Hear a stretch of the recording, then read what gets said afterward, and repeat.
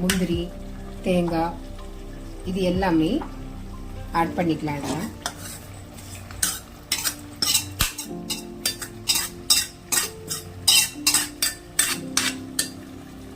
இப்போ இதை ஒரு கலரிட்டு நம்ம வேணும்னா இன்னும் ஒரு விசிலோ 2 விசிலோ இதெல்லாம் பண்ணதுக்கப்புறம் ஒரு விசில் விட்டிங்கன்னா உங்களுக்கு சுவையான கருப்பு கவுனி பொங்கல் தயாராகிடுங்க. இது வந்து எல்லாருமே சாப்பிடலாம். நமக்கு விஜய் மேம் சொல்லியிருக்காங்க இல்லையா, கருப்பு கவுனி அரிசி வந்து எவ்வளோ பயன் அப்படின்னு.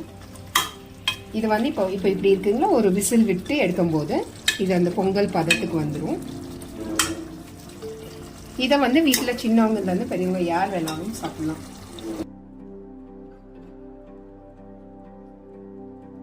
ரெண்டு விசில் வந்ததுக்கு எடுத்தோம்னா கருப்பு கவுனி பொங்கல் ரெடி ஆயிடுச்சுங்க. டேஸ்டியான கருப்பு கவுனி பொங்கல். இப்போ இதை நம்ம வந்து